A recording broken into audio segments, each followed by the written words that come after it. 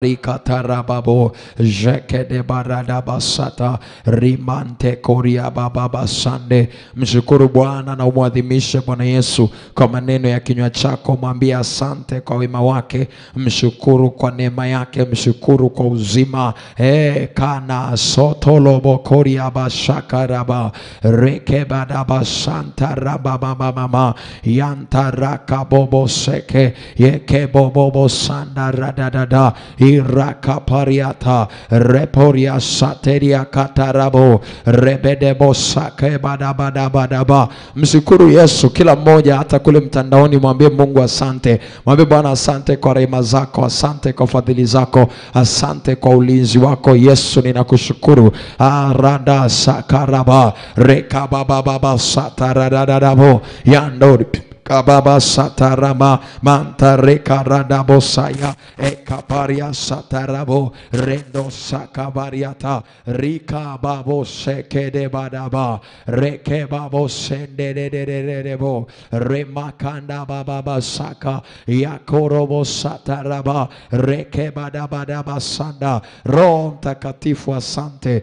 tunakushukuru Roho Bwana, asante kwa neema yako, asante kwa uweza wako, asante kwa nguvu zako. Rikabadaba rikabadaba rikabadaba rikabadaba rikabadaba ezoporia taraba ezaperika tarabo yakababobo sata rekedebadabadabadaba Jaterede de bosata rika baba baba baba ikapariasha reso parada erakadabo. Yesu tunakuadhimisha, uinuliwe mfalme wa mfalme, uinuliwe Bwana mabwana, uinuliwe Mungu wa miungu. Father, we glorify your name. Wewe ni mwenye uweza wote, wewe ni mwenye nguvu zote, umeketi juu ya vyote. Bwana asante, wa kuabudiwa ni wewe, wa kuheshimiwa ni wewe, wa kuinuliwa ni wewe Bwana Yesu.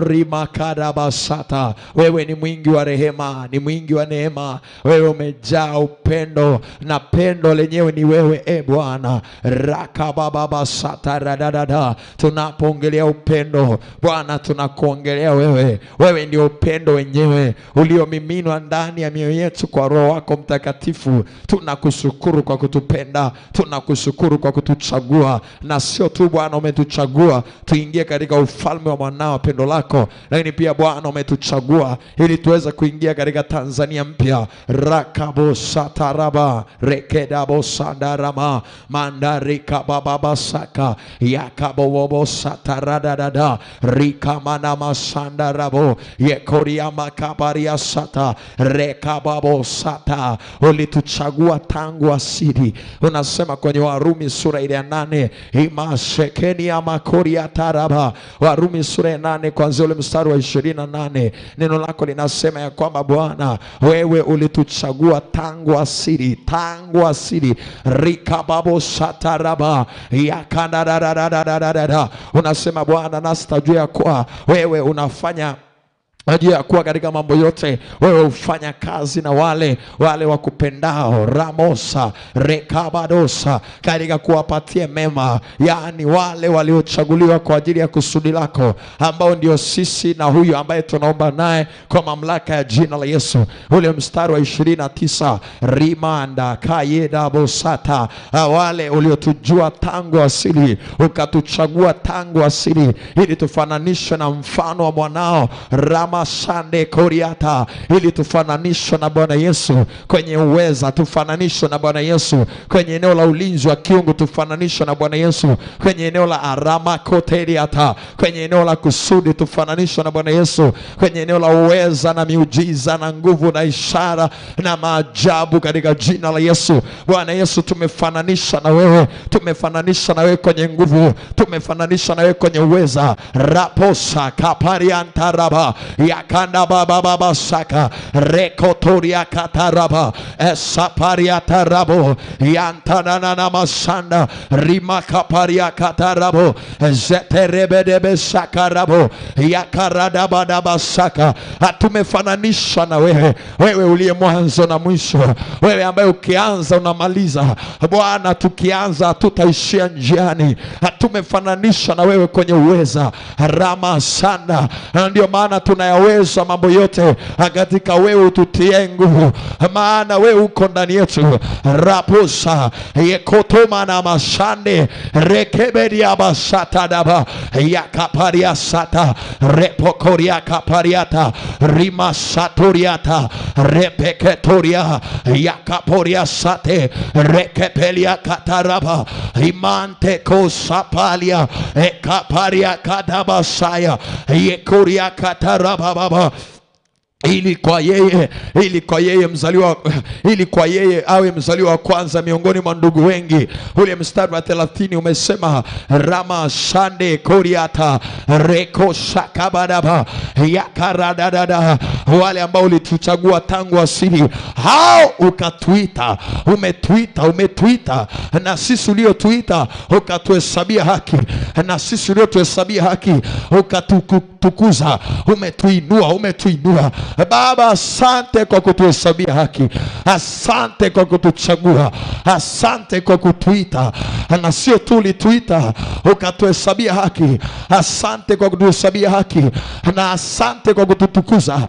Robo sana yanda kaparada yekapariasa rekabadaba yamama mama shata rekaradadadada rekaradadadaba rapasaparia reparia kapaya yantaradaba ekapasata kwa roho wa Bwana.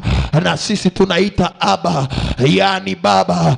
Umefanyika baba yetu, yantaraba baba rekasata.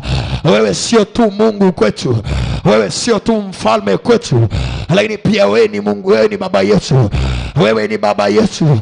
Na tumekuja mbele zako baba yetu uliye mbinguni, yekanda kasa yantarakapa emaseperia kata rekepelia sandaraba. Baba, ni jambo la ajabu. Atazama ni pendo la namna gani umetupa tuitwe wana, na ndivyo tulivyo. Wewe ni baba yetu, wewe ni baba yetu, wewe ni baba yetu. Hatuna kutukuza.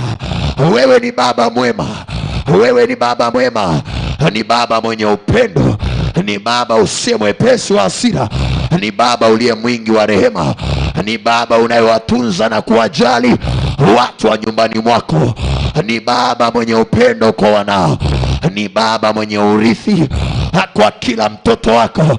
Umesema mtu mwema huacha urithi kwa wanae na kwa wana wa wanae. Wewe ni baba mwema, unao urithi kwa wote wakujia, unayo mema kwa wote wakujia. Umesema wewe ni zaidi ya baba zetu wa kimwili ambao kwenye eneo la wema umesema hao bado ni waovu, maana ya makana masanda rekarada basatanaba yakabababababa. Wao wanaweza wakahangaika na mambo ya mwilini, lakini Bwana, mambo ya rohoni yana wewe. Wewe unaweza ukahangaika na mambo ya rohoni na mambo ya mwilini pia. Baba zetu wa mwilini wanaweza wakachoka, wewe hauwezi kuchoka. Baba zetu wa mwilini wanaweza wakafa, wewe haufi. Baba zetu wa mwilini wana uwezo wa kulala, wewe haulali, hausinzi, hausinzi, hausinzi. Umesema unajishughulisha sana na mambo yangu kuliko yoyote, unajishughulisha sana na taifa hili kuliko yoyote. Rakotoriata yakapariakata rekatarababa masaparia reketoriata rimakaparada yekabababasa rakaradadadada. Hatumekukimbilia. Wewe sio tu baba, wewe ni chanzo cha uzima wetu, wewe ni chanzo cha amani yetu, wewe ni chanzo cha afya zetu, wewe ni chanzo cha ukuu wetu. Wewe ni baba uliye chanzo cha ulinzi wetu. Wewe ni baba uliye chanzo cha neema, cha neema zote tunazohitaji. Ramakoria kata rebosa ekabadaba rakababababa.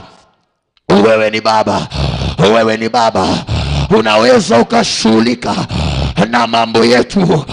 Baba, tumekukimbilia ni siku ya 11.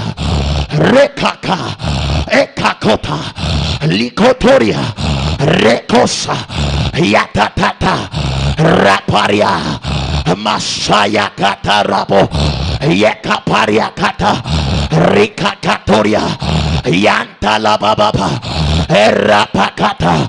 Hatumekukimbilia kama yule mwanafunzi uliyempenda alipokuwa akikimbilia kifuani pako. Hatumekimbilia kwenye kifua chako kama Lazaro alivyokimbilia kwenye kifua cha Ibrahim. Yes, hatumekimbilia kwenye kifua chako. Majira haya tumekimbilia Bwana, Bwana, Bwana, Bwana, Bwana. Tumerudi na shukurani Bwana. Yana kana na saya rakababa sata rekatabaraba yakakataraba. Ungedai malipo tungekulipa nini? Fedha ni mali yako, dhahabu ni mali yako, pumzi ni mali yako, uhai ni mali yako. Ungedai malipo, ni nani angeweza kusimama akulipe? Utalipwa nini kwa wema wako? Utalipwa nini kwa wokovu wako? Utalipwa nini kwa rehema zako? Utalipwa nini? Anadadadaba sama mama mandaraka badabadaba rekatarababa ekapariakata rakatarabo yasana makaya lekaboria sata rekapariate ekapaya esatata. Na sio tu umetupa uzima, ndani yako tunaishi, ndani yako tunakwenda, ndani yako tuna uzima wetu. Baba, umetuhamishia ndani yako. Ile kitabu cha Kolosai, ile sura ya 3 mstari wa 3, umesema ya kwamba ulitufufua pamoja na Kristo, na uhai wetu umefichwa pamoja na Kristo katika Mungu. Uhai wetu umefichwa ndani yako, maisha yetu yamefichwa ndani yako. Baba, wewe ni baba wa ajabu, wewe ni baba wa ajabu. Paulo akasema, wewe ambaye baba wote wa mbinguni na wa duniani unaitwa, wewe ni baba wa ajabu, wewe ni baba wa ajabu. Una mabilioni ya watoto lakini haujasahau hata mmoja.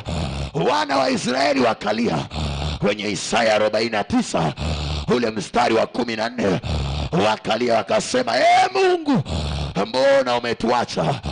Mbona umetusahau? Wakalia wakasema, umewasahau? We Bwana ukawajibu ya kwamba sijawasahau wanangu, sijawasahau, sijawasahau. Inawezekana mwanamke akamsahau mtoto aliyemzaa, lakini mimi asiwezi kuwasahau. Nimewachora kwenye vitanga vya mikono yangu. Sijui naomba na nani majira haya, aidha uko hapa au kwenye mitandao kule, sijui naomba na nani. Bwana hajakusahau, amekuchora kwenye vitanga vya mikono yake, amekuchora kwenye vitanga vya mikono yake. Anasema kabla hujazaliwa alikujua, mwanzo wako anaujua, hali ulionayo anaijua, mwisho wako anaujua. Rekapa yakatelia rekadiata yakabariasa repasata rakatayaba ekapayata. Unasema, mchungaji, siwezi kuiombea nchi maana hata maisha yangu siyaelewi. Na nikwambie, Bwana anakujua, anakujua na hajakusahau, anakujua na hajakusahau, anakujua na hajakusahau. Amekuchora, amekuchora. Hili neno kuchora, tafsiri nyingine za Biblia zinamaanisha ni kama mtu amechimba, ni kama mtu amechonga, amechonga mikono yake, akakuchonga we kwenye mikono yake. Rama mama sanda yanda rakara baba masapari ataraba reka babo sata. Amuadhimishe tena, amuadhimishe tena, mpe shukurani, mpe heshima. Mariamu alishukuru, Mariamu alishukuru kwenye Luka sura ile ya kwanza ule mstari wa 46, anashukuru, anasema moyo wangu wamwadhimisha Bwana, moyo wangu wamwadhimisha Bwana. Huyu ni mwanamke aliyegundua ya kwamba alivyo navyo ni matokeo ya neema ya Bwana. Mashanda rakata reka baba baba baba yakarapalata jaka baba baba baba rekandara baba baba masataraba. Luka sura ya kwanza kuanzia mstari wa 45, yandaraka babo yekoria pariasa resataraba ekapariaka rantarabobo masayakata. Ule mstari wa 46, regabadabadaba. Mariamu akasema moyo wangu amwadhimisha Bwana. Kama kuna jambo ambalo Mungu amekutendea ambalo ukiangalia unaona kabisa hapa kwa vigezo nisingepaswa kuwa nalo, achia moyo wako, achia moyo wako bubujika, achia moyo wako bubujike. Ukiangalia afya, ukiangalia ndoa, ukiangalia kazi ulionayo, ukiangalia kibali ulichonacho, hakuna mtu na kibali kisiokuwa cha kawaida. Una kibali mbele za watu. Mwambie Bwana, moyo wangu wa kuadhimisha, moyo wangu wa kuadhimisha, moyo wangu wa kuadhimisha. Eligibo Elohim Adonai Shama Rafa, moyo wangu wa kuadhimisha. Apokea heshima na sifa, apokea heshima na sifa. Reka baba baba baba baba ragabadaba ragabababa ragabababa ragabababa. Ule mstari wa 47, Mariamu anamwambia Bwana ramasanda rekaraba, anasema na roho yangu imemfurahia Mungu Mwokozi wangu. Roho yangu pia na yenyewe imefurahi, nafsi yangu imefurahi, roho yangu imefurahi, moyo wangu umefurahi, mwili wangu umefurahi. Umefurahi, umefurahi Bwana. Yakanakata rekabababa masada baraba rakabadabadaba yakataradaraba rimantaraba erakaparia yakotoriata erikoporiasata repeketo repeketo repeketo repeketo. Kama unaweza ukampigia na makofi ya shukrani, mpe mpe mpe mpe mpe mpe. Rapapasata rapapasata lekabalata. Usiangalie mtu haya majira, muangalie yeye ambaye akisema basi maisha yako yameishia hapo. Muangalie yeye ambaye akisema inuka hakuna wakuzuia. Muangalie yeye ambaye ana uwezo wa kuviambia vitu, huyo ni mwanangu mpendo wangu, msikieni yeye. Muangalie ambaye ana uwezo wa kukupa kibali katikati ya watu, yeye ambaye ana neema unayohitaji liwinuke, yeye ambaye ana kibali unachokihitaji liwinuke. Muadhimishe, muadhimishe.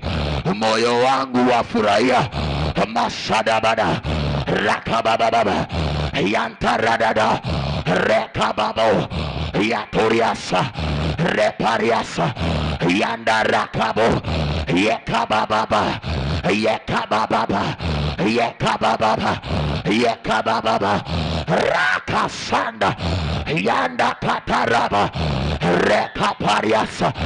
Daudi alipotoka kwenye kulirudisha sanduku la Bwana, alipolirudisha kwenye nchi yake, alipolirudisha mahali pake, Biblia inaniambia kwenye ile Samueli masanda, Samueli wa pili sura ya 6, Daudi akacheza na kushangilia. Na yule mke aliyekuwa amemwacha nyumbani akasema wafalme hawapasi kusifu kwa namna hii. Daudi akamwambia, we shut up na msifu yeye ambaye amenipa ufalme aliyomnyang'anya baba yako, na msifu yeye ambaye anaweza akachukua kwa wengine na akanipa mimi. Daudi alijua ni kwa upendeleo wa Bwana, ni kwa upendeleo wa Bwana, ni kwa upendeleo wa Bwana, ni kwa upendeleo wa Bwana. Umempa nini Mungu leo? Hata amenyima pumzi wengine akakupa wewe. Umempa Mungu nini wewe? Hata akawanyima wengine neema akakupa wewe. Hiyo ndoa ni neema, hiyo kazi ni neema, uzao wa tumbo ni neema, hakuwa hai ni neema. Rekabobosata rakababosanda yantarabababo rekabababa. Atanua shukurani yako. Angalia tu amani Mungu aliyokupa, angalia amani Mungu aliyokupa, na utanue shukurani yako. Angalia haya baba, haya baba, rakabadaba masanda. Asijui kama kuna watu wa siku 50 wenye shukurani zao kwa Bwana. Yatarabakapa masatarababa rekapariasa yantananana. Baba, nikupe nini? Asante, asante, asante, asante. Mimi ni kama yule mkoma mmoja aliyerudi akasema, Baba nakushukuru, nikiwa njiani nimeona matendo yako. Baba nakushukuru, umetenda bila kuacha, umetenda bila kuchoka, umetenda bila kupumzika. Rakaka rakaka rakaka rakaka ipapapapapa zatatatata rakatatatata. Daudi akacheza mbele za Bwana kwa nguvu zake zote. Daudi akacheza, Daudi akasifu. Biblia inaniambia Daudi ameandika shukurani nyingi kwenye Zaburi. Miongoni mwa watu wameshukuru. Hakina uliye hapa ashukuru, shukuru. Daudi anamwambia Bwana, anasema mshukuruni yeye kwa kuwa ni mwema. Amshukuruni yeye kwa kuwa ni mwema. Amshukuruni yeye kwa kuwa ni mwema, kwa kuwa ni mwema. Anaweza akamuinua mnyonge kutoka mavumbini, akampandisha juu, akamketisha na wakuu. Nataka nikuambia, hujapoteza kama Mungu yuko upande wako. Haujapoteza kama Bwana ni Mungu wako. Haujapoteza. Mwambie asante. Umelimbikiza. Hakuna shukurani imelimbikizwa tangu Januari. Hakuna shukurani imelimbikizwa, haijawahi kuachiliwa mbele za Bwana. Hiyo shukurani iachilie. Unakumbuka wewe jinsi siku ile Mungu alivyokusaidia? Unakumbuka yanda rakabosa ekotababo yekapariata rekesaka ekatoria rapokosia eparakatoria rekotandaraba etaroposaya eparakaliaba ekabosa ekotalaba esaparalia rekopadadada yakepalada rakabobosata rakakakaka etokoporia masaparia rebobobobosadabadaba rababababasande rekebedebadabo raponisatelia ekaturada sakanana hanekoria repalikatura zabreketelia. Baba, nikupe nini? Yesu, asante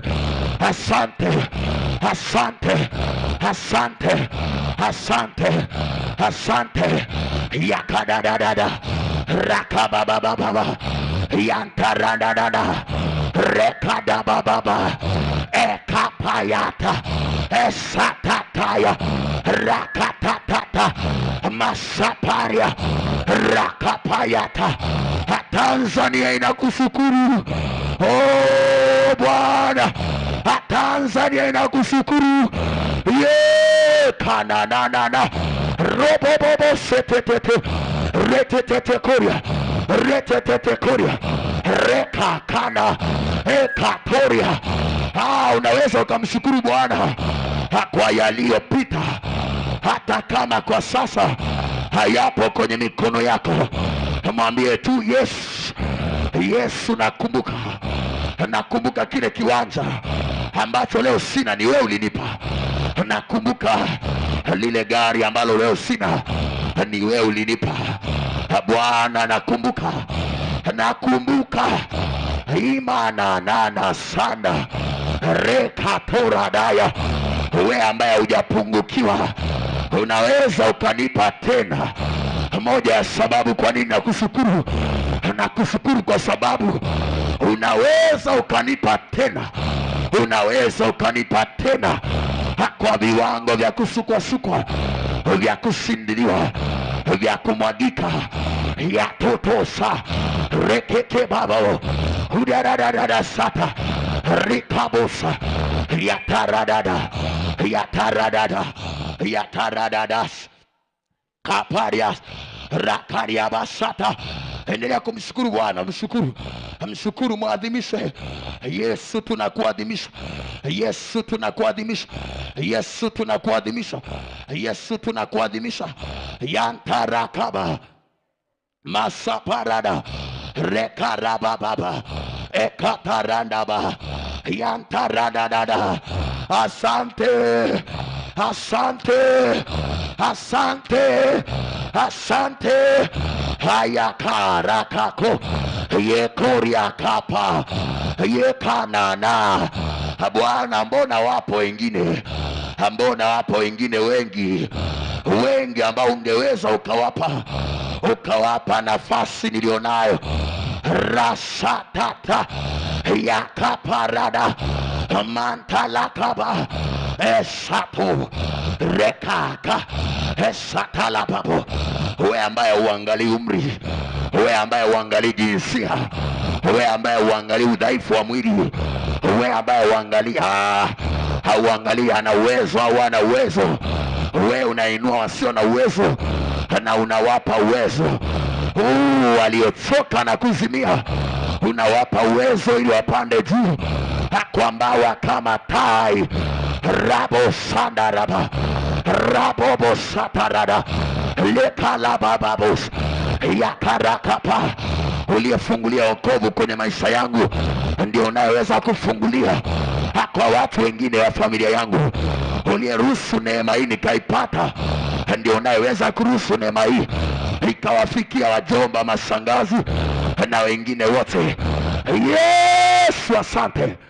Mantarakapa zekoparia kata rekadabadabadaba masadadadadadada kiratarababa rekadadadadaba masayakataraba rakoria mantarada yekoriantaradadada masayatarada koria shata rekabaria mana mandarakabababos yantarandarababa ikantarabosaya yekaparia kata rekoshanda yanda koria basaka.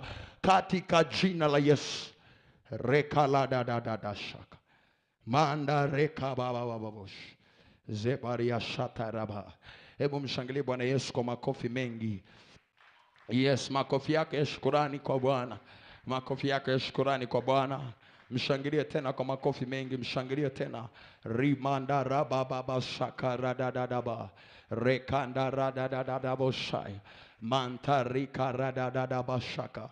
Mshangilie tena kwa makofi mengi, mshangilie na umshukuru pia kwa maneno yako tena kwa dakika moja tena. Mwambie Bwana asante, Bwana asante, Bwana asante, Bwana asante, Bwana asante. Yesu, ninakushukuru. Urakaradadada shaka. Bwana asante kwa nafasi, asante kwa upendeleo, asante kwa neema, asante Bwana, asante Bwana. Yesu, ninakushukuru. Yesu, ninakushukuru.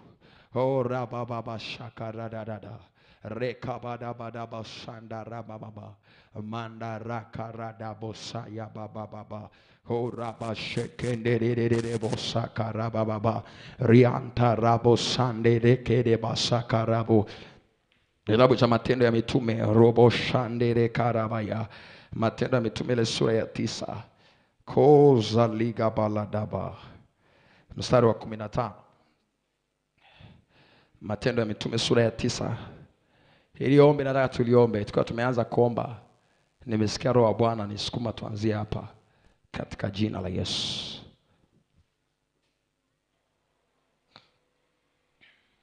Matendo ya Mitume 9 ule mstari wa 15. Biblia inasema, lakini Bwana akamwambia, Mungu hapa alikuwa anaongea na Anania ili akamsaidie Paulo. Anasema lakini Bwana akamwambia, nenda tu, kwa maana huyu ni chombo kiteule kwangu. Ni chombo kiteule kwangu. He is a chosen vessel unto me. Anasema ni chombo kiteule kwangu. Manake Paulo alikuwa ni chombo kiteule kwa Mungu. Anasema alichukua jina langu mbele ya mataifa na wafalme na wana wa Israeli. Alichukua jina langu mbele ya mataifa na nini tena, na wafalme na nini tena, na wana wa Israeli. Paulo alipewa huduma ambayo ilianzia kwa wana wa Israeli. Hapa ni Wayahudi, wale watu ambao tunahesabu kama watu ambao walistahili kupata wokovu. Lakini wafalme ni watu wakuu, na mataifa ni watu ambao walikuwa hawajampokea Bwana. Ni watu ambao, jambo la kwanza, tafsiri ya kwanza ya mataifa ni watu ambao walikuwa hawajampokea Kristo. Lakini tafsiri ya pili ni watu ambao hawakuwa Wayahudi. Wale mataifa mengine, watu ambao hawakuwa Wayahudi, ndio Paulo alifanywa kuwa chombo kiteule cha Mungu ili alichukue jina la Mungu mbele ya mataifa na wafalme na wana wa Israeli. Nataka uombe ili umwambie Bwana, nifanye kuwa chombo chako. Nilichukue jina lako mbele ya mataifa kwenye Tanzania mpya, nifanye kuwa chombo chako. Nilichukue jina lako mbele ya wafalme, nifanye kuwa chombo chako. Nilichukua jina lako mbele ya watu wote, mbele ya wafalme, mbele ya wakuu, mbele ya watu wa makabila wote, mbele ya watu wa kila lugha, kila jamaa, kila taifa. Bwana, nifanye kuwa chombo chako kiteule na unitumie, nilipeleke jina lako, nilichukue jina lako mbele ya wafalme, mbele ya mataifa na mbele ya watu wako kila mahali duniani katika jina la Yesu. Tukianzia kwenye Tanzania mpya. Bwana Yesu asifiwe sana. Umelelewa ile ombi vizuri? Bwana akufanye kuwa chombo chake kiteule ambacho ni cha saa hii, ni cha majira haya, kitakacholipeleka jina lake mbele ya mataifa, mbele ya wafalme na mbele ya wana wa Mungu katika jina la Yesu. Labda nikupe maandiko mengine ya kujazia wakati ukiwa unaomba, uombe kwa bidii katika jina la Yesu. Kitabu kile cha Isaya 41 ule mstari wa 15. Isaya 41 ule mstari wa 15. Isaya 41 ule mstari wa 15. Anasema, tazama nitakufanya kuwa chombo kikali. Cha kwanza ni chombo kikali. Cha pili ni chombo kipya. Ni kikali na ni kipya. Maana Mungu anakufanya hivyo, chombo kikali kipya. Cha kufanyeje? Cha kupuria. Unaichukua hiyo, Bwana nifanye kuwa chombo chako kikali kipya. Hiyo sio tu kikali lakini pia nini? Kipya. Maana kuna dimension nyingine ambayo Mungu anaweza akakutumia nayo kwenye Tanzania mpya. Nataka kumwambia Bwana, nifanye kuwa chombo chako kikali kipya cha kupuria kwenye Tanzania mpya katika jina la Yesu. Unanielewa ile ombi vizuri, watu wa Mungu? Do you understand it very well?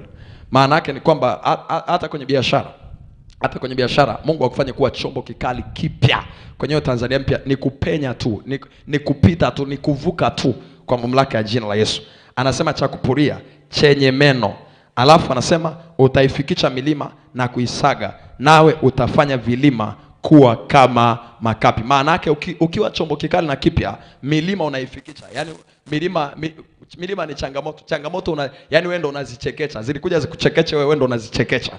Bwana Yesu asifiwe sana. Na kuisaga, maana yake ni kuicrash, unaivunja mpaka inakuwa panakuwa ni mahali ambapo pamenyooka, sio tena mahali penye milima. Anasema nao utafanya vilima kuwa kama makapi. Makapi maana yake ni vitu ambavyo ukirusha hivi vinapeperushwa na upepo. Tafsiri yake ni kwamba kwa sababu wewe ni chombo kikali, ukipita ni kama upepo umepita, na vilima vitakuwa vinakimbia, vinakukimbia katika jina la Yesu.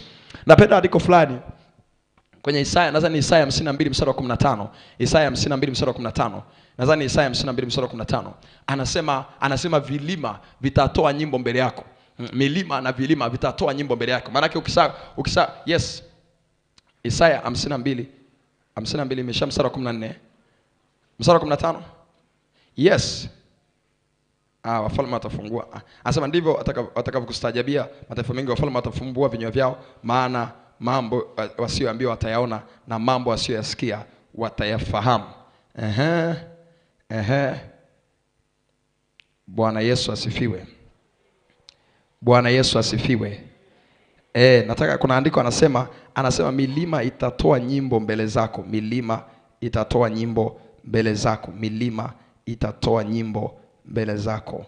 Yes, milima itatoa nyimbo mbele zako. Nadhani wakati natafutia andiko. Maana ni kwa nini? Kwa sababu umefanywa kuwa chombo kikali, na sio tu kikali, kipya. Haleluya. Umefanywa kuwa chombo kikali lakini pia nini? Kipya. Bwana Yesu asifiwe sana. Andiko lingine la mwisho ni kitabu kile cha Timotheo wa pili sura ya pili. Timotheo wa pili sura ya pili ule mstari wa 21. Timotheo wa pili sura ya pili. Ni 55 mstari wa 12. Yes, 55 mstari wa 12. Mimi nilichanganya nikaenda 52 mstari wa 15. Ni 55 mstari wa 12. Isaya 55. Mimi nilisema 52 mstari wa 15 lakini ni 55 mstari wa 12. Anasema maana mtatoka kwa furaha, mtaongozwa kwa amani, mbele yenu milima na vilima vitatoa nini? Nyimbo, na miti yote ya kondeni, yani vikwazo vitakutengenezea wimbo, vitakutengenezea ushuhuda katika jina la Yesu. Sema kwa jina la Yesu. Ndivyo itakavyokuwa. Ndani ya Tanzania mpya milima yote inatoa nyimbo. Ukifika kwenye mlima sio muda wa kulia, ni muda wa kuchukua wimbo. Na wimbo unapatikana, kuna ushuhuda utazaliwa, kuna jambo kubwa la Mungu litazaliwa pale, na wewe unapata wimbo kwa jina la Yesu. Haleluya. Timotheo wa pili sura ya pili mstari wa 21, andiko lingine hili la mwisho. Haya maandiko matatu nataka uyatumie diligently. Omba nayo kwa bidii kwa jina la Yesu, ya kwamba Bwana nifanye kuwa chombo chako kipya kikali. Ndani ya msimu mpya nifanye kuwa chombo chako kipya kikali cha kupuria, ambacho utakitumia. Nilibebe jina lako mbele ya watu wakuu, nilibebe jina lako mbele ya wafanyabiashara, nilibebe jina lako, na unaweza ukalibeba jina la Mungu kwa njia ya siasa, ukalibeba jina la Mungu kwa njia ya biashara, ukalibeba jina la Mungu kwa njia ya sayansi na teknolojia, ukalibeba jina la Mungu kwa njia ya huduma kama hivi madhabahuni, ukalibeba neno la Mungu kwa njia ya uimbaji, kwa njia yoyote kwenye hilo eneo lako la kazi na eneo lako la wito, kwa njia hiyo unalibeba jina la Bwana kwa jina la Yesu. Timotheo wa pili sura ya pili mstari wa 21, Biblia inasema ngoja tusome hapo. Anasema basi ikiwa mtu amejitakasa kwa kujitenga na hao, atakuwa chombo cha kupata heshima. Nimekuongezea mambo kama manne. Jambo la kwanza, wewe ni chombo kiteule cha kulibeba jina la Mungu kwenye Tanzania mpya. Cha pili nikakwambia kule uwe chombo kipya kikali cha kupuria. Jambo la tatu na kuongezea ni uwe chombo cha kupata heshima, kilichosafishwa, kimfaacho Bwana, kimetengenezwa kwa kila kazi njema. Mwambie Bwana akutengeneze, uingie kama chombo kilichotengenezwa kwenye hiyo Tanzania mpya. Bwana akutengeneze, uingie kama chombo kilichotengenezwa kwenye hiyo Tanzania mpya. Bwana akutengeneze, uingie kama chombo kilichotengenezwa. Kitabu cha mwisho Yeremia 18 mstari ule wa 4. Yeremia 18 mstari ule wa 4. Yeremia 18 mstari ule wa 4. 18 mstari ule wa 4. Anaongea kwa habari za mfinyanzi kukifinyanga chombo. Mfinyanzi kukifinyanga chombo. Kianza kuanzia mstari wa kwanza, anaongea kwa habari ya mfinyanzi kufinyanga chombo. Kwanza mstari wa 4. Anasema na chombo kile alichokuwa kikifinyanga kilipoharibika mkononi mwake, yule mfinyanzi alikifinyanga nini tena? Kuwa chombo nini kingine. Ninachotaka ni hiyo, kuwa chombo nini kingine. Kwa hiyo mwambie pia Bwana akufanye kuwa chombo kingine. Kufanye kuwa chombo kingine ndani ya hii Tanzania mpya. Yani ukila mtu kwenye eneo lake afanye vizuri kwa jina la Yesu, akufanye kuwa chombo kingine kama alivyoona vyema mfinyanzi kukifinyanga, akufanye kuwa chombo kingine kama anavyoona vyema. Are you ready to pray? Uko tayari kuomba? Nasema tena, uko tayari kuomba? Uko tayari kuomba? Naomba usimame sasa kwa miguu yako. Naamini unaenda kuomba sasa. Naamini unaenda kuomba sasa. Sema katika jina la Yesu. Sema katika jina la Yesu. Bwana Yesu, ninakuja mbele zako kuanzia sasa. Ninaomba Bwana, nimejua tayari umenipa neema ya kuingia kwenye Tanzania mpya. Bwana Yesu, nimejua ya kwamba umenipa neema tayari ya kuingia kwenye Tanzania mpya. Na sasa ninaomba kwa mikono yako unifinyange, kuwa chombo kingine kwa jina la Yesu. Wewe umesema weki divai mpya kwenye chombo kuu. Bwana Yesu, nifanye kuwa chombo kingine, nifanye kuwa chombo kingine, nifanye kuwa chombo kingine kuanzia sasa. Nifanye kuwa chombo kingine kwa jina la Yesu. Nifanye kuwa chombo kingine kwa jina la Yesu. Nifanye kuwa chombo kipya, nifanye kuwa chombo kipya, nifanye kuwa chombo kikali cha kupuria katika jina la Yesu. Bwana Yesu, nifanye kuwa chombo kiteule kitakacholibeba jina lako mbele ya mataifa, mbele ya wafalme, mbele ya watoto wako ndani ya Tanzania mpya katika jina la Yesu. Bwana Yesu, nifanye kuwa chombo, nifanye kuwa chombo kwa jina la Yesu, chombo kikali chenye kufikicha milima iliyoko mbele, chenye kufikicha na kuisaga milima iliyoko mbele kwa jina la Yesu. Kwa jina la Yesu, nitengeneze tena kwa mikono yako. Bwana Yesu, nifanye kuwa chombo kilichotengenezwa kwa jina la Yesu.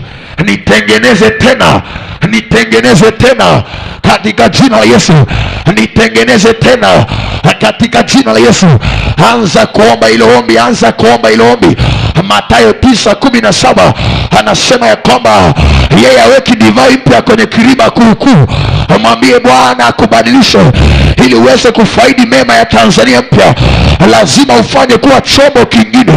Makabaria sata rekataraba baba yantarakadaba esataraba koria yekoparakata masekebeliata rekaparia sata rakababo sanda yantarakaradada rakapariakata masoparikalada yekatanana koria masayada yakabo osatelia rakabo yatakapa masekete lekeparia eparakata yatakatakapo rakapariaka masaya erakatoria yantarakabo maseperiakata reketoto rekatoria eparasata masatata.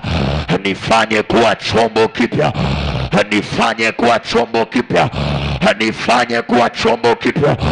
Yatatatata rakapapapa masatata rakatatata yakaparia esatata lekabalosa rakapalia eparakata. Akile chombo kwa ajili ya maelfu ya watu kwenye Tanzania mpya. Akile chombo kwa ajili ya mamilioni ya watu kwenye Tanzania mpya. Akile chombo, kile chombo acha kupuria, acha kuvunia, acha kuvunia vyo. Akile chombo acha kuvunia rakabadosa yaterekadosa yantanananaka roposekeperia ekapakata reketekapwa masatata. Akile chombo kwa ajili ya kukuvunia, ya kukuvunia Tanzania. Imana kanana yekalabaradaba yakataradaba. Akile chombo kwa ajili ya biashara. Wako wapi wafanya biashara wanaomtaka Bwana majira haya hawafanye kuwa chombo? Yantarakata rekatarababa esapatarada rapeketoria yeketeleba usatetelia. Wako wapi watumishi wenye vitu ndani yao waliobeba kwa ajili ya taifa? Wako wapi? Viko wapi vile vyombo? Nani waambie kitu? Mungu amemfanya baba yetu kwenye haya majira, hakuwa nabii kwenye haya majira, amemfanya kuwa chombo chenye neno lake kwenye haya majira. Na hata wewe Bwana anaweza akakufanya yakadabakata rakabababa masadadadada. Anasema watenda kazi ni wachache, ni wachache, ni wachache. Tanzania mpya inahitaji watenda kazi kwenye injili, inahitaji kwenye siasa. Wako wapi watu watakaomwambia Bwana, nipeleke bungeni, nipeleke kwa damu ya mwanakondoo, nipeleke kwenye hizo ofisi za wilaya, za mkoa. Take me there. Yakababa rakatapaya sapakata rapekatete yatakatapa rapasata rakapa etekoria epalasa yatarakapo. Bwana, unatafuta chombo cha kuibeba sauti yako kwenye Tanzania mpya. I am here. Niko hapa. Isaya 6 mstari wa 8. Bwana anasema, Isaya anasikia sauti ya Bwana. Yakababa mandarakataraba. Hata leo nakusaidia uisikie sauti ya Bwana. Yakaradadadada. Isaya anasikia sauti ya Bwana akisema, ni mtume nani atakaye kwenda kwa ajili ya Bwana? Ni chombo gani kinambeba Bwana? Ni mwanamke gani? Ni mwanaume gani? Haijawekwa jinsia hapo. Anachotafuta mtu, Mungu ni mtu. Anatafuta mtu atakayefanyika chombo. Rapalasa yakarababa yandarakataraba Jakapala rakababa sata lekadaba koria yakatanana rakababa yashata. Mungu alipoanza kutafuta chombo, ilibidi amwendee Musa utumwani, amchukue kutoka kwa wakwe. Alikuwa anaishi kwa wakwe zake, akamgeuza kuwa mwokozi wa taifa zima la Israeli. Haijalishi leo uko wapi, haijalishi uko wapi kiuchumi, haijalishi uko wapi kimaisha, mwambie Bwana, nimepatikana. Mungu alimchukua Daudi kwenye kuchunga kondoo za baba yake, akamgeuza kuwa mfalme. Haijalishi uko wapi, Bwana akikupata na kutumia. Yantanana. Musa alikuwa na kigugumizi, ni mzito kwenye kuongea, lakini alimwambia Bwana, na uzito wangu nimepatikana, nitumie kama chombo chako, nifanye kuwa chombo. Oh my God. Yadabakapa rakabadadada masadadadaba rakakaka yatatata. Ezekiel 22 ule mstari wa 30 anasema, nimetafuta mtu miongoni mwao ndani ya mfungo wa siku 50. Bwana anatafuta mtu. Huu ni mfungo wa mbingu. Hakutafuta mtu aliyepatikana. Huu ni mfungo wa mbingu. Humtafuta binti aliyemwambia Bwana, nimepatikana. Yakaka oriabasata rakatadaba ekatadababa masaparata lakadadada rapasa yatakapo repokoto yatakapa rakaboria esato rapoposata reketepalia ekataraba masayata. Mafuta yanatafuta mtu. Biblia inasema Samueli akamwambia mzee Yese, hatutakaa hata mtu huyu amekuja. Mbingu hazijakaa, zimesimama zinatafuta mtu atakayekuwa chombo kipya akikali cha kupuria. Bwana, mimi nifanye kuwa chombo akikali cha kupuria. Yanda kandaraba mandarapasaya yakadabakapa masaparakata rekabababa ekatandadada masantaraba rapakatelia ekapariakata. Watoto wanalia, nani anagawasimamia? Mwambie Bwana, nimebarikana. Vijana wa Tanzania mpya wanapaswa kumcha Bwana. Ni nani atakayewasaidia? Niko hapa. niko hapa. I am here, Master Jesus, I am here. Yada da da da da, yada da da da ba, yada da da da ba, yada da da da ba. Ayata Rakaparia Mashanda Kata Lekada Basata Rakaporiata Yatekete Yatekete Yatekete Yatekete. Bwana, asiwepo kwenda jana mwingine, nifanye kuwa chombo.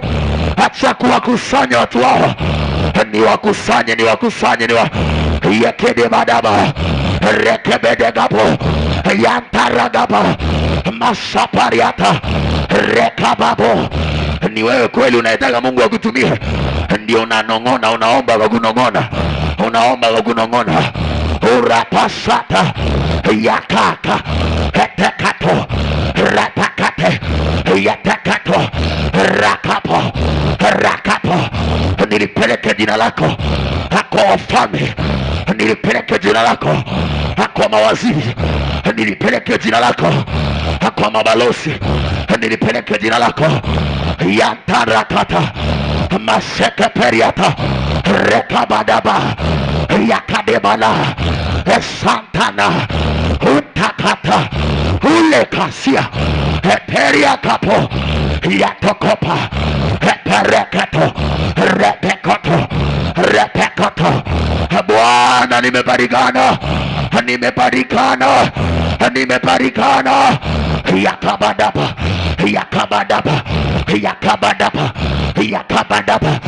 yakabadaba. Nifanye kuwa mundu wako wa kuvunia, nifanye kuwa mundu wako wa kuvunia.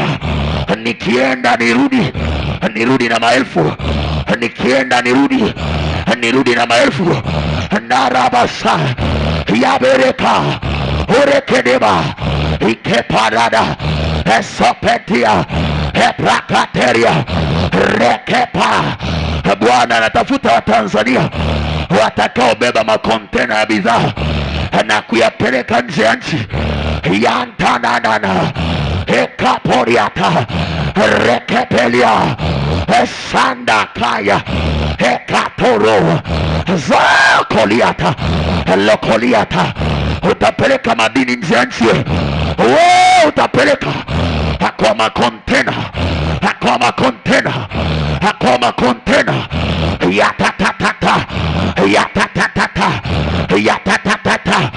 yatatata rakakaka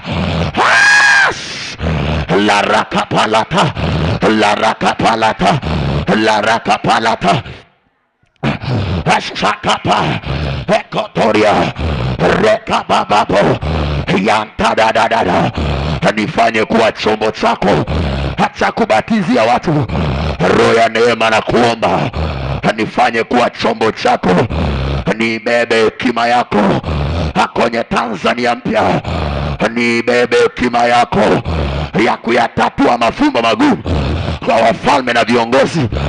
Nipe hekima yako mashadaba rekabadaba yatanananaka yakabababababa rakaka etekete.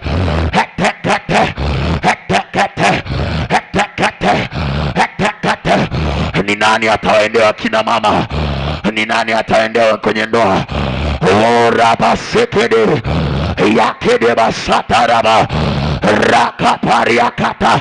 Hakuna mtu Bwana kubiria maombi haya anakutuma kwanza kupeleka misaada kwa watoto yatima, anakutuma kwanza kupeleka misaada hakule kwa wakimbizi. Rabosa yakata yakotoria repokoria kata, anakutuma kupeleka misaada hakule kwa wakimbizi. Yanda rakababa yatatata yatatata yatatata yatatata yatatata. Asijui kama kuna wale watu mnaitwa kingdom financier, watu mtakao tegemeza ufalme wa Bwana kwa mali zenu na vitu vyenu, ambao mtajenga makanisa. Utafika mahali na kumwambia mchungaji, nipe mchoro wa kanisa, niko na fedha hapa, Bwana amenibariki, na wakati utakuwa mnyenyekevu pia. Mashanda rekatadaba, utakuwa kama Daudi. Niwekeni hilo andiko. Daudi anamwambia Bwana, vitu vyote hivi nimekukusanyia kwa ajili ya kuijenga nyumba yako na kuijenga nyumba ya mfalme. Wako wapi watu kama hao? Ya da rakababababa. Nadhani ni Samueli wa pili 24. Rakaka rakatwa papa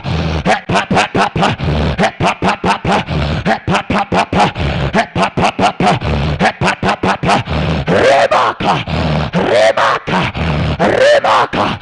Daudi anaweka akiba kwa ajili ya nyumba ya Bwana. Wako wapi wale kingdom financier, watu wa uchumi wa nyumba ya Mungu, ambao kwa fedha yao haramakapaya masada badabada lekabadadada rakadabasata yakatandadababa rekapariakata masayata rekapaya ekapariata rekesa etekepa rakapaya epapapapapa rakapapapa rakapapapa rakapapapa rakapapapa rakapapapa. Huu ni wito kwenye chumba cha matengenezo. Huu ni wito kwenye chumba cha matengenezo. Huu ni wito kwenye chumba cha matengenezo. Tanzania mpya inahitaji vyombo vipya. Inahitaji vyombo vipya. It is a call calling you to the deep. Hii ni wito. Unakuita kilindini we. Njoo kilindini. Yapo matengenezo yanaendelea. Njoo kilindini. Huwa moyo wako tengenezo. Njoo kilindini. Yanda kaparata rakapayata dada etakabababasata lekopalikatalaba ipariakateria rekesapo ototoriakata rakaka. Haijalishi historia ambayo ulionayo, hata Paulo alikuwa nayo, lakini Paulo alipatikana kama chombo. Alirudi kwenye mikono ya Bwana. Anasema yeye hakustahili kuitwa mtume, hakustahili, maana aliliudhi kanisa, lakini kwa neema Bwana nitengeneze kama chombo kwa neema yako tena, kwa neema yako tena niwe kile chombo kile. Yanda karadaba yantaranda baba masayata. Achonga tabia, niondole kiburi. Mandarakabo yekaradaba. Achonga tabia, niondole ukosefu wa uaminifu. Kayaba yabarada. Bwana nisaidie niwe mwaminifu. Bwana nisaidie yakananana niwe mwaminifu kwako na kwa watu wako na kwa vitu vyako. Yataradaba masandarababa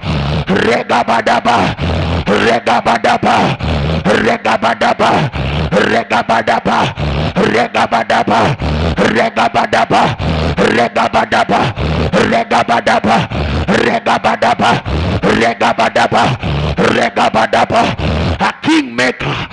Make me rabaka yakatadaba masanda rakabo yakabadaba. Nimeona ukitengeneza manabii ambao wakuwa manabii kama Elisha. Nimeona ukitengeneza wafalme ambao wakuwa wafalme kama Sauli na Daudi. Nimeona ukitengeneza makuhani ambao wakuwa makuhani kama Haruni. Nimeona ukitengeneza watu wakuu ambao wakupasa kuwa watu wakuu kama kina Petro. Baba, mimi sijashindikana kwenye mikono yako. Nimeona ukiinua wanawake kama kina Rahabu. Sijashindikana. Make me.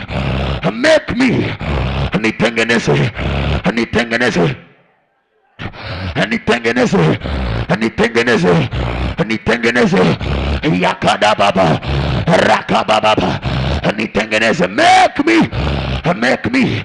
Mambo ya Nyakati wa Kwanza 29 mstari wa 2, Daudi anasema basi kwa uwezo wangu wote nimeiwekea akiba nyumba ya Mungu wangu dhahabu na vitu vya dhahabu na fedha, kwa vitu vya fedha na shaba, kwa vitu vya shaba. Wako wapi? Wako wapi watu watakaoweka kwa ajili ya Bwana? Wako wapi hao watu? Mungu anawatafuta.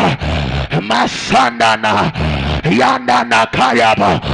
Baba, nifanye kuwa chombo chako, nikuletee Dar es Salaam nzima, nikuletee kanda Bakoria ya kanda kata, kanda yote ya pwani, nikuletee Tanzania. Bwana, nikuletee Tanzania kama Filipo alivyokuletea Samaria. Rama kaparata, nikuletee Tanzania, nikuletee Tanzania, nikuletee Tanzania. Kananos ya tarabaka masaparada rakada bababa yakata rekapariaka yantananana masayakapa rekoto etekaparia rakabababa yatakababa etekatwa masaya yakata.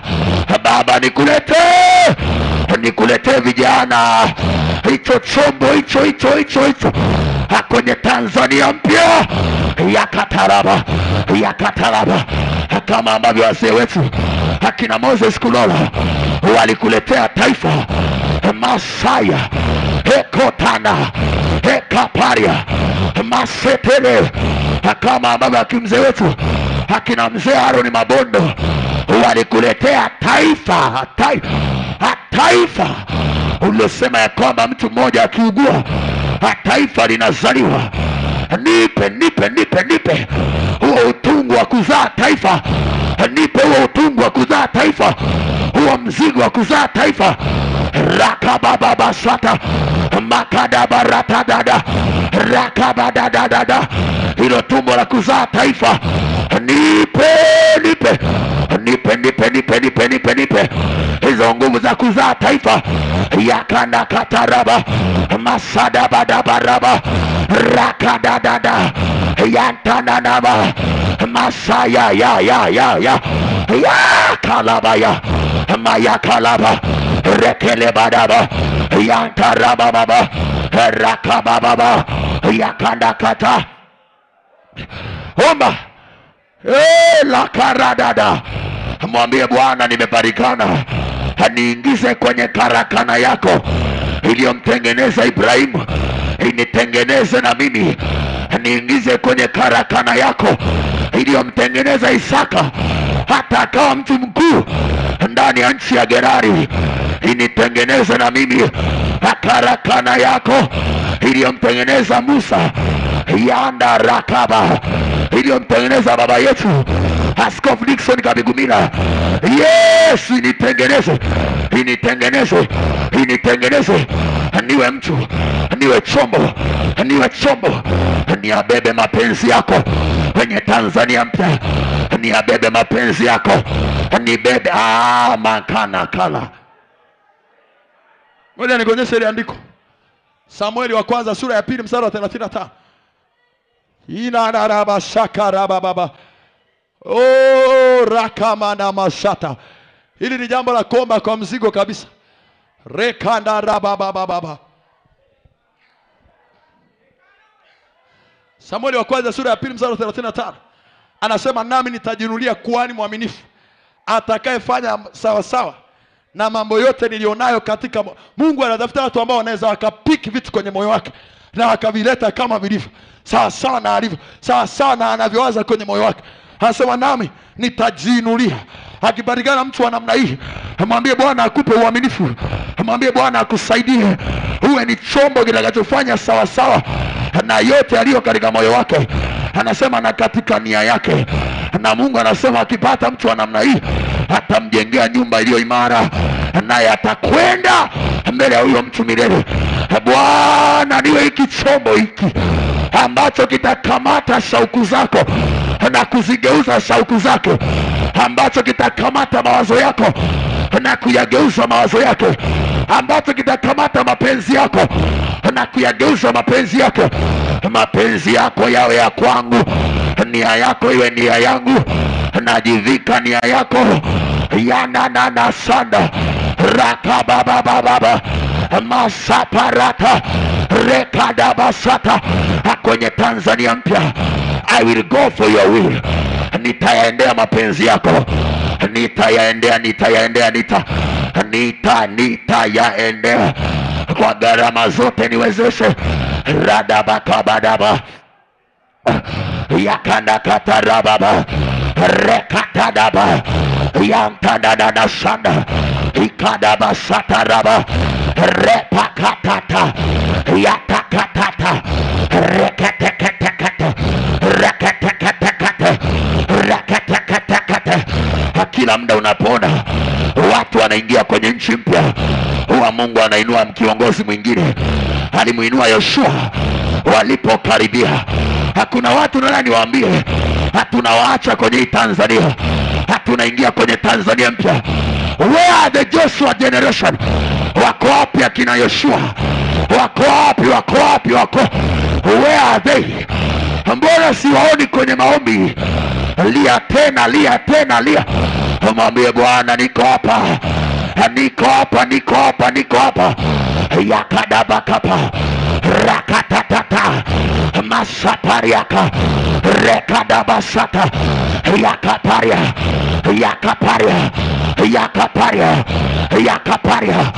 yaka satate eteketepa yakakatata rakapapapa masatata.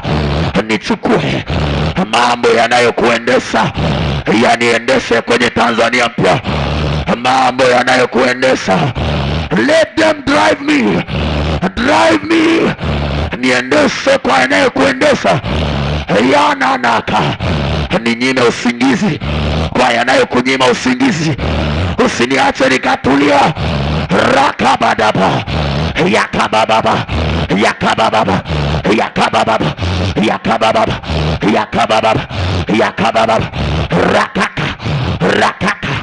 rakaka.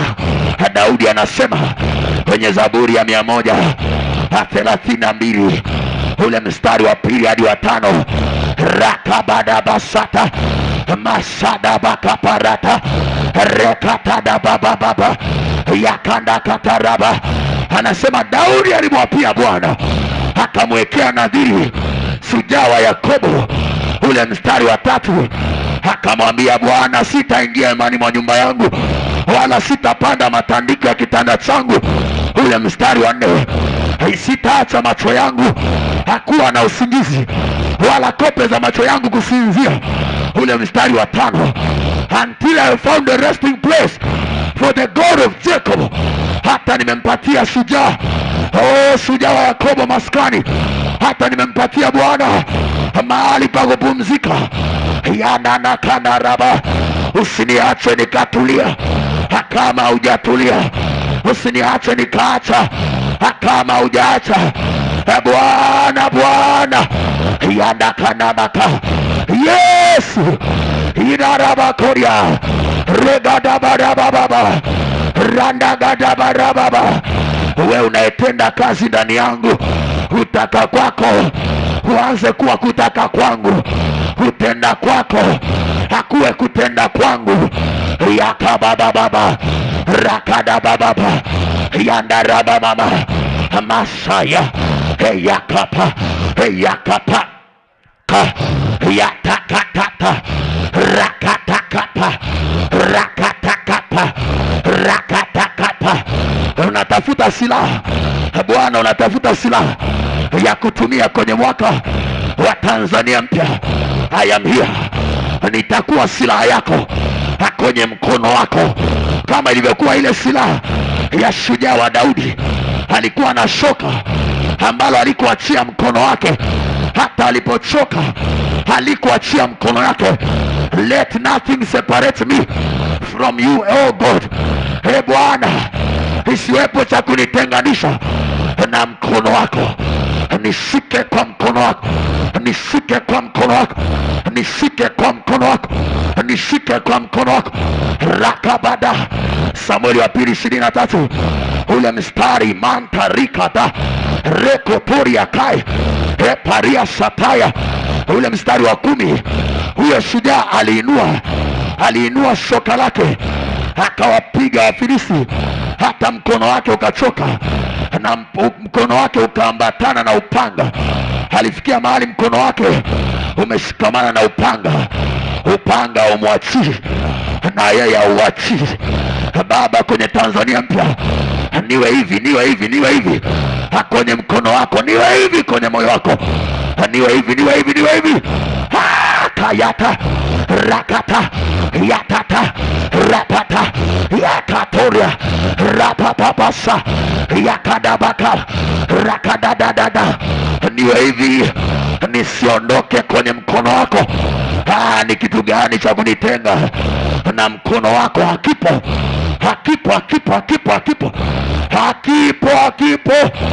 Bwana, nifungie hapo kwenye Tanzania mpya, nifungie hapo kwenye mkono wako, nifungie hapo. Unaponyosa mkono na mimi niende mandarakaba, umesema mkono wako hujapungua. Nifungie hapo, nifungie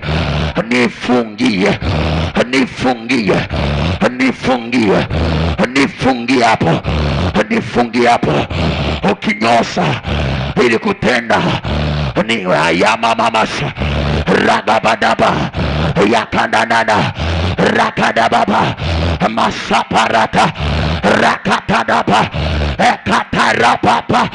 Mimi niwe silaha ya karibu Baba kwenye Tanzania mpya, niwe chombo cha karibu, niwe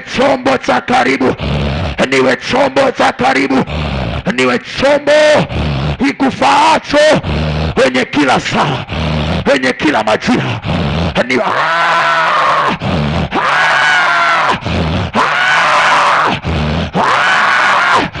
Anasema uwe tayari wakati ufao na wakati usiofaa. Omba ili ombi mojawapo ya silaha ya muhimu kwa kila unataka kuingia Tanzania mpya ni ile wa Efeso sura ya 6. Anasema na miguu yako ifungiwe utayari. Bwana, nifungie utayari. Bwana, nifungie utayari. Haya manaka, ukiniamsha usiku niende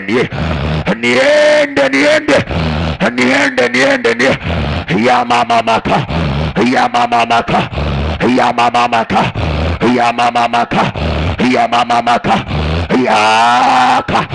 eteka ya. Mwanamke Msamaria anamuuliza Yesu, hakiko wapi chombo chako? Hicho chombo niko hapa,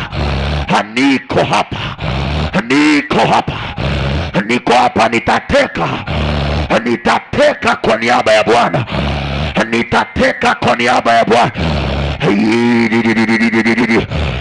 radadadadadada rabababababa rakakaka hatatakata hatatakata hatatakata hatatakata rapapapa rapapapa rapapapa rapapapa yakaka haka haka haka haka.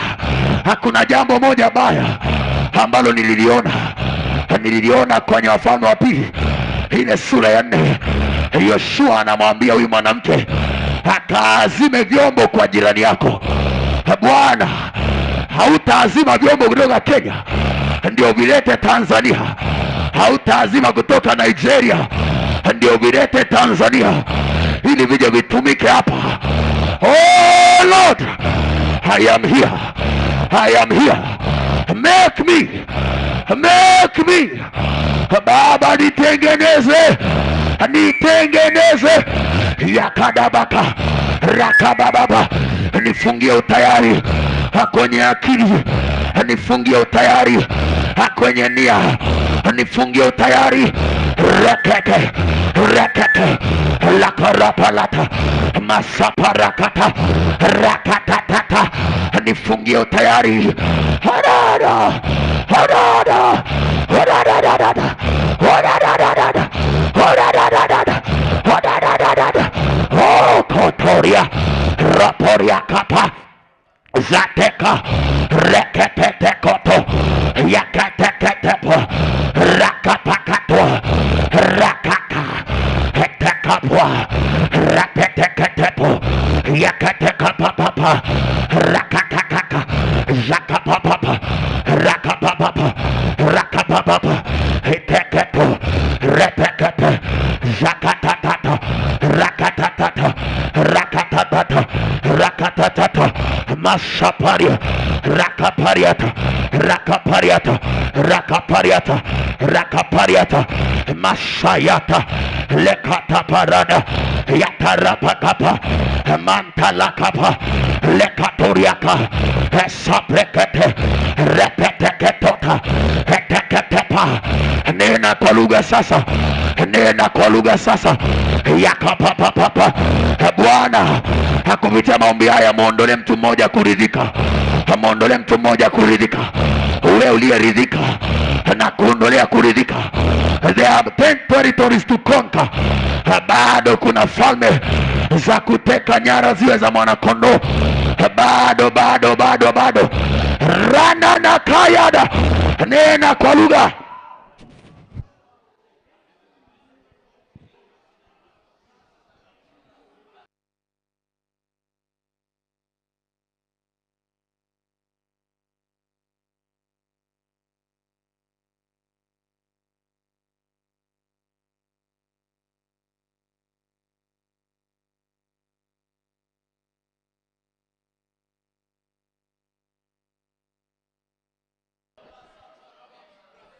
Yakatabadaba rakatabababa tetetekato rapapapapale tekapuata rantakata yakapapapo rekatekapapo tetapapapa tetetetete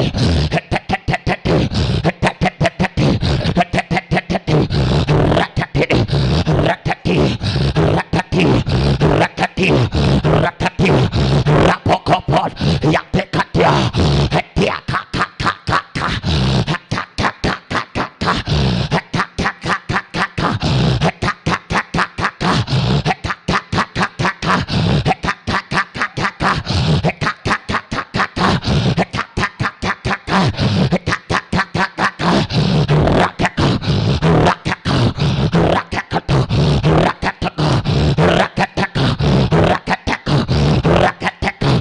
Paulo alikuwa amekaa mahali fulani, akasikia kwenye ndoto, kwenye njozi watu wa Makedonia wanamwambia njoo huku, njoo huku, njoo huku, njoo huku, njoo huku. Hakuna mtu huko hapa. Hakuna watu wameanza kupiga kelele mbele za Bwana. Njoo huku, njoo. Wanakuita. Mwambie Bwana ratateta tetekateta repetekepepo repetekataka yatekatata ratekapapo prepepepelio prepepepelio.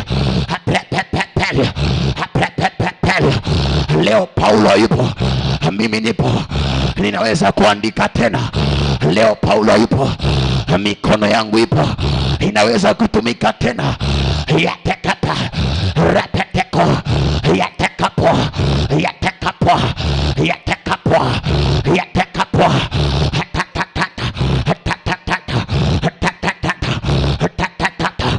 Nilihisi umekuja kuomba, nilijua umekuja kuomba, nikikuangalia naona bado. Nilijua umekuja kuomba hapa. Rakaka rakaka rakaka rakaka rakaka rakaka rakaka. Ni jambo la ajabu iwe kwenye kizazi hiki. Bwana aseme nimejipatia mtu mahali fulani, na huyo mtu asiwe wewe. Yakaka yakaka. Kwenye mambo ya Mungu hakuna watu special, ila kuna watu waliojiingiza by power, waliojiingiza kwa nguvu, na wenye nguvu wanachukua. Rekeka rekeka naitaka Tanzania yatatata arapapotatia atekapapwate atekapoporia rakapatika atekapapapali rakatakapapo rakatakapapo ratata. Wako wapi watu ambao wamewahi kumuuliza Bwana, iko wapi miujiza yako? Yako wapi matendo yako? Ziko wapi ishara zako? Yako wapi? Yako wapi? Dabaka dabaka dabaka dabaka. Moja ya kitu ilikuwa kinamuumiza Gideoni, ni kweli alikuwa anapepeta ngano, lakini alikuwa na maswali ndani yake. Harabaka parata, na kuweza kumuuliza mtu. Alimuuliza malaika wa Bwana, ikiwa kweli uko pamoja na watu wao, yako wapi matendo tuliyosimuliwa na habari zako Bwana? Haka haka haka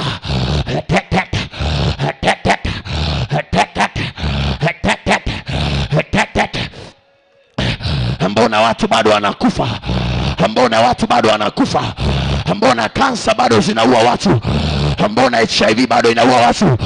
Mbona Bwana, mbona lakai lakai lakai lakai lakai yawe yawe yawe na ijulikane ikatolia rantotoliaka yekeperia yekeperia yekeperia yekeperia o katalapa rakepalia.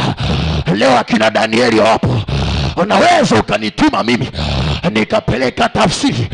Leo Yusufu hayupo, unaweza ukanituma nikapeleka hekima ya miaka 14 ya kulikomboa taifa. Rekeka rekeka rekeka rekeka rekeka rekeka ratatata ratatata ratatata ratataka yatakata yatakata. Mbona roho yule aliyekuwa ndani yao, ile roho ya imani, ndio yule yuko ndani yangu? Manteka rakepa tekapo Baba, leo Elia yupo. Ni watu watajuaje ya kwamba Mungu wa Elia ndio Mungu aliyegonye kizazi? Watajuaje kama hawataona mamlaka ya kupambana na manabii wa Baali na kuwasheka na kuwamaliza? Nataka kuwa hicho chombo, nataka kuwa hicho chombo itakachofanya ulionekana jana uonekane leo. Itatatata retetetete retetetete retetetete retetetete. Holy Spirit, Roho wa Bwana, forge me, nichonge nichonge, forge me, nichonge nichonge nichonge, nitengeneze nitengeneze, mold me, landaka releko hoteliaka repeteko yakatapa. Hakuna watu wameinuka wanasema Mungu hayupo. Nani atawajibu? Nani atawajibu? Repeteka repeteka repeteka. Baba, nifanye kuwa jibu la kansa, nifanye kuwa jibu la kansa. Haya shayaya ya dada ya dadas ya dadas ya dadas. Unataka kuingia kwenye Tanzania mpya, mwambie Bwana akufanye kuwa jibu la jambo fulani kwenye Tanzania mpya. Mwambie Bwana akufanye kuwa jibu la changamoto za uchumi, akufanye kuwa jibu la jambo fulani kwenye Tanzania mpya. Mantala kabo ya lakateradia relekani ataya eparala kapa masayaya. Nifanye kuwa jibu la watu wasioweza kuomba. Iparatata iparatata rekebabo yatakata. Nifanye kuwa jibu la vijana wanaoteseka na tabia za sirini. Yanda kataraba rakapaliata rekababosaya yatarabakata. Simeoni anamwona Yesu. Luka sura ya 2 ule mstari wa 30. Masanda erakabo akabarata. Anamwona Yesu, anasema macho yangu yameuona wokovu wa Bwana. Wewe ni jibu la nini? Mwokozi uliye hapa umetuma kuleta majibu ya nini? Mwambie Bwana, nifanye kuwa jibu. Umenituma kama mwokozi. Huu ndio muda wa wokozi kuinuka. Mwambie Bwana akuinue na majibu ya eneo lako, akuinue na majibu. Wako wapi waokozi? Bwana akuinue na majibu ya eneo lako. Lakabada baraba mandaraka baba rekada baba masada baraba. Yanayohusiana na unabii wakinijia wayapate. Yanayohusiana na hekima wakinijia wayapate. Wanayohusiana na miujiza wakinijia wayapate. Yanayohusiana na uponyaji wakinijia na wayapate. Lakabadaba. Mimi ni chombo chako cha majibu. Ni chombo chako cha majibu. Ni chombo chako cha majibu. Ugonjwa na magonjwa yanayeyuka mbele yangu. Relaka esanana leka baba kataraba ramanta katalaba leka baratalaba zaparakatalaba rakaparia lekatoriata rekete jakapo rakapo hadadaka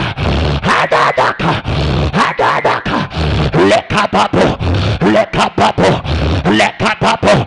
Umetuma kuleta majibu kwenye eneo gani? Mwambie Bwana, nibebeshe hayo majibu. Muda ndio huu na saa ya wokovu ndio hii.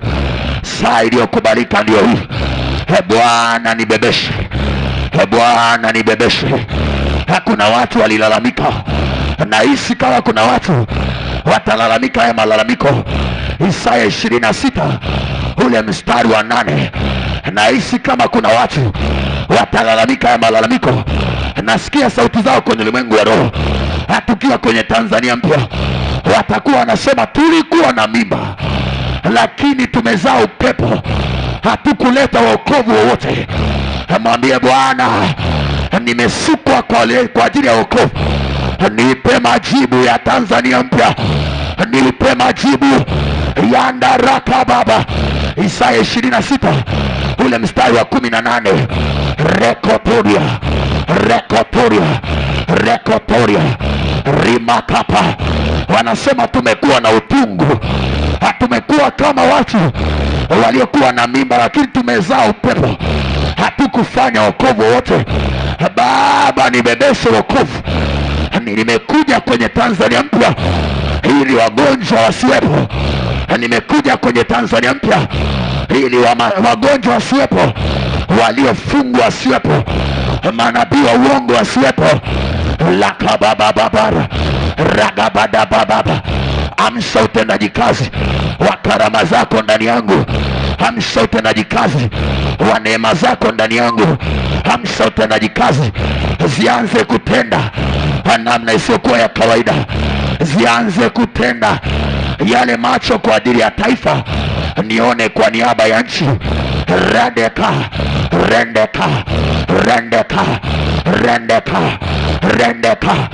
Wako wapi watu waliobeba macho ya taifa?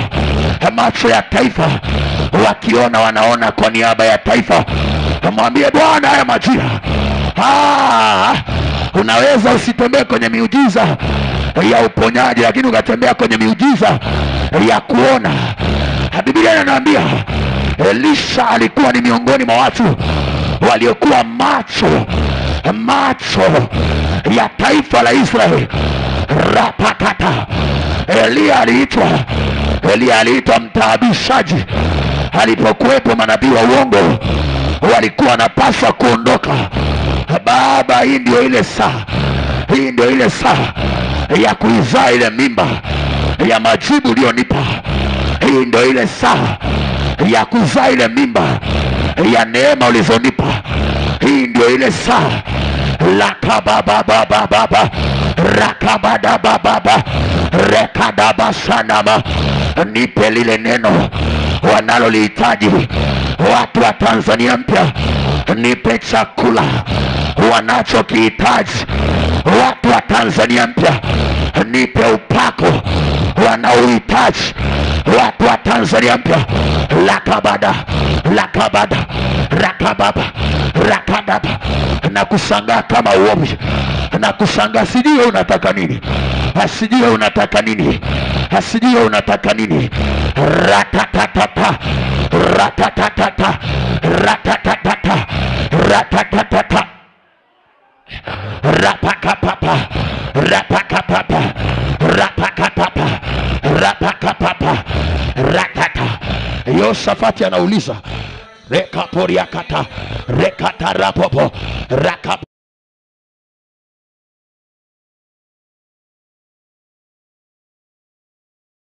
Je, yupo nabii kwenye nchi ya Israeli tunaweza kumwendea? Yupo nabii? Biblia inaniambia rakopariata lekoparata.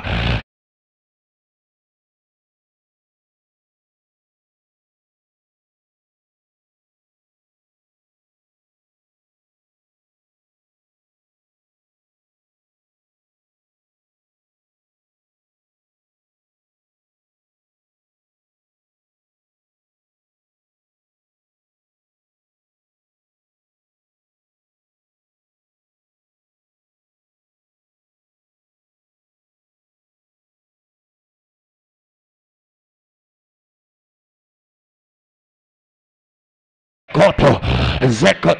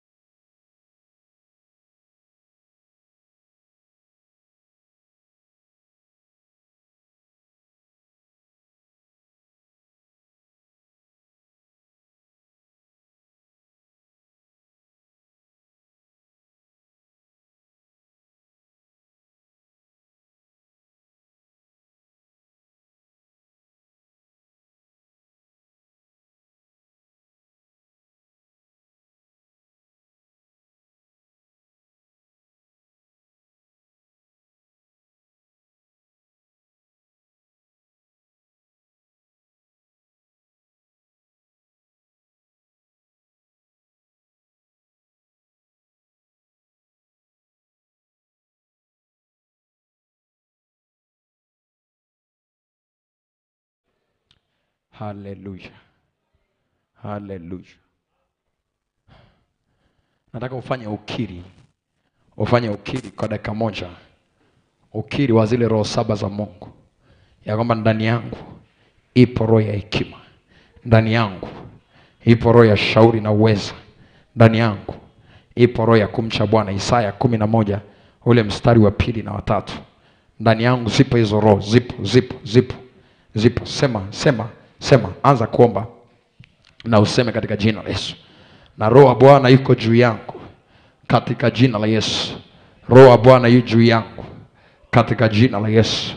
Roho ya hekima ipo juu yangu. Randa baba basaka. Roho ya hekima ipo juu yangu. Ninayo majibu ya kila swali. Ninayo majibu. Ninajua.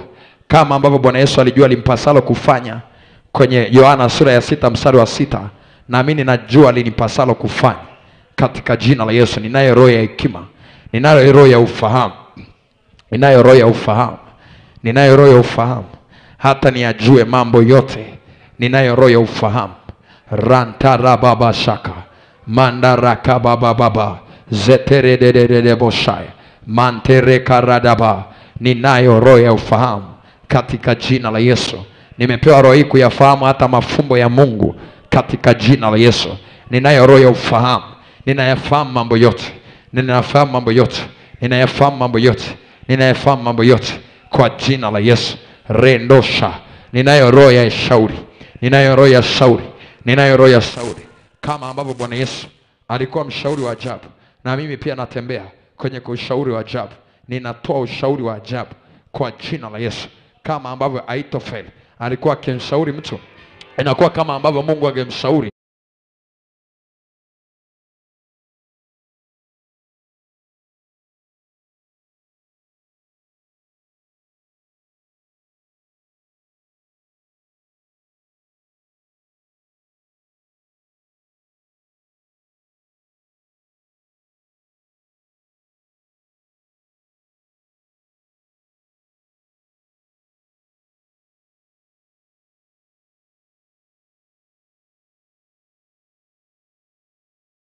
Naweza kusaidia watu wote waliofungwa, naweza kufungua vifungo vya aina zote, naweza kwa jina la Yesu. Ranta mama mashanda.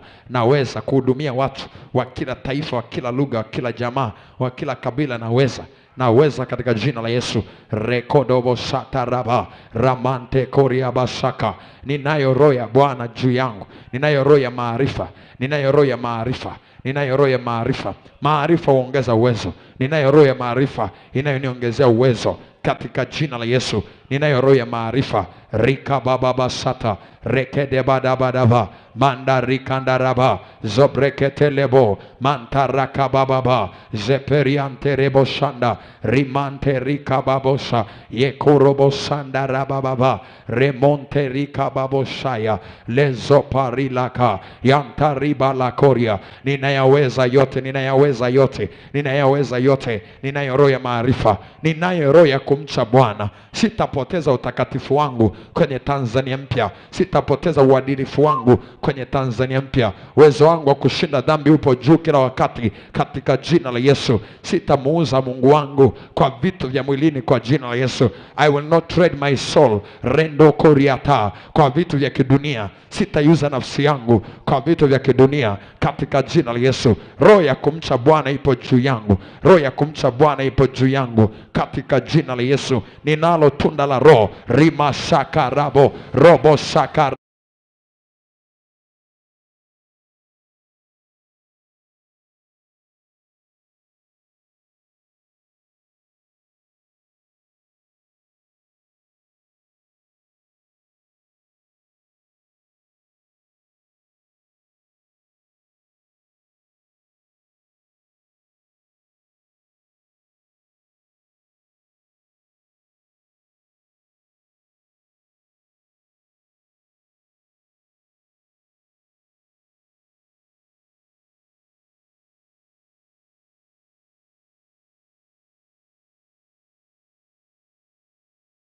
radaba jakabadosa le rokoporiaska le brakatarabobo zekotorolobo shanda rimante le karaba. Katika jina la Yesu nalo tunda la roho. Mimi ninao uaminifu, ninao upole, ninayo kiasi, mimi ninao tuwema ndani yangu kwa jina la Yesu. Rakababa fadhili ipo ndani yangu, upole, kiasi kwa jina la Yesu vipo ndani yangu. Le karatalaba zakababa upendo, furaha, amani vipo ndani yangu. Kantarabo shaka leko saparada lezoporiata lekaradaba. Oh, katika jina la Yesu ninazo akili za kujua nyakati na kujua mambo yanipasayo kutenda. Akili za kujua nyakati rima shanda rekandarabo yandaraba baba. Baba alituambia jana kuna kuomba kama miungu. Miungu wanaomba kwa neno, wanaomba kwa ufahamu wa neno. Miungu wanaomba kwa ufahamu wa neno. Kwa jina la Yesu Kristo ninazo akili za kujua cha kufanya na kujua wakati na majira katika jina la Yesu Kristo. Rekabadosha le rokoboriata rekantaradada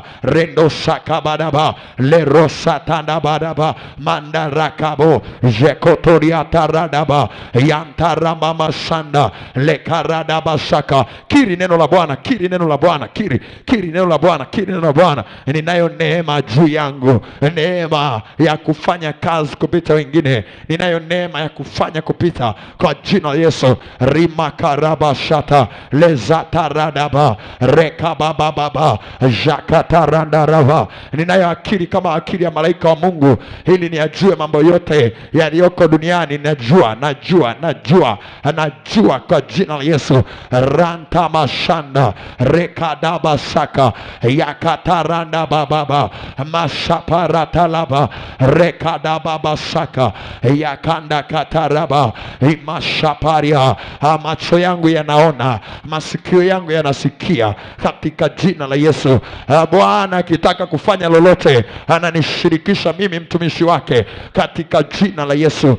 Nindaraba shandarabo remante rikabo shataraba lekori karama shanda repashakotoria rekovere bashata le rekebere bashanda remashatoro robobobo shanda rabababa yantarama mama shata lekabada barababa jakatara mama mandaraka pariata jeparila katarababo reposhaka pariata rekatoriantara mama katika jina la Yesu. Haleluya. Haleluya. Haleluya. Haleluya. Sasa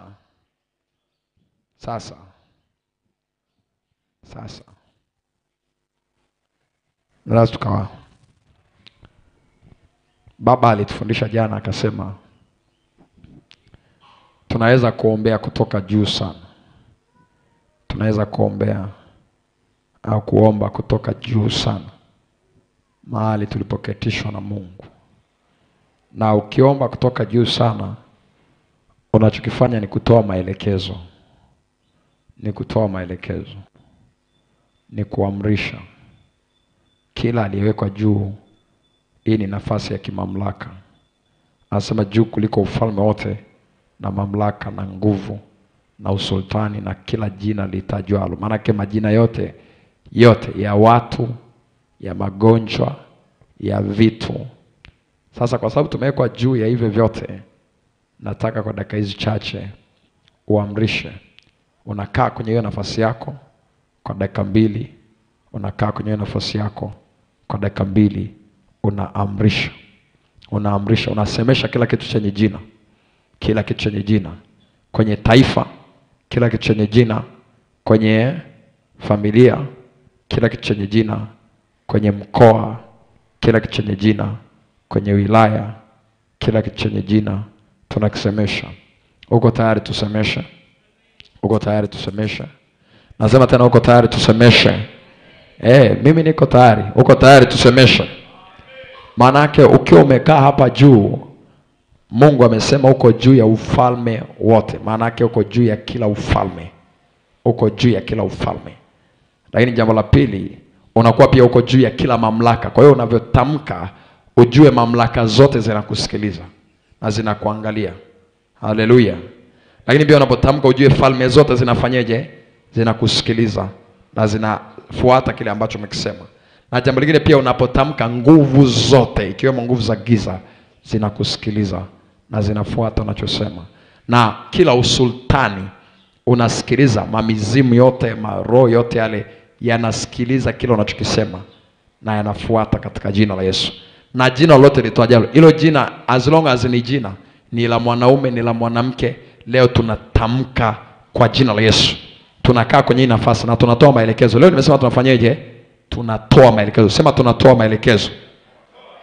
Sema tena, tunatoa maelekezo. Walioko juu wanatoaga maelekezo. Wanafanya kazi kwa kutoa maelekezo. Ndio maana Mungu anafanya kazi kwa kusema. Akisema ni maelekezo ametoa. Akisema ni maelekezo ametoa. Ukikaa juu unaongea kwa kuelekeza vitu. Yaani maneno yako ni maelekezo, ni maagizo. Watu wakamwambia Daudi, usitoke kwenda vitani, wewe kaa hapa hapa, usiondoke. Utasema sisi tutafanya. Utasema sisi tutafanya. Walioko juu wanafanya kwa kusema. Bwana Yesu asifiwe sana. Na hapa nataka tukaseme. Mwambie jirani yako tukaseme. Mwambie tena tukaseme. Anasema tumewekwa juu. Kwa hiyo juu ya kila pia jina litajwalo. Nataka uamrishe kwa mamlaka ya jina la Yesu. Chochote ambacho unaona hakipo sawa kwenye taifa, kwenye maisha yako, kwenye ukoo wako, kwenye afya yako, kwenye uchumi wako, kwenye kazi, kwenye huduma unayofanya, chochote ambacho unaona hakipo sawa, nataka ukiamrishe kwa kusema. Ukiamrishe kwa kufanyeje? Kwa kusema. Nimesema tena ukiamrishe kwa kufanyeje? Kwa kusema.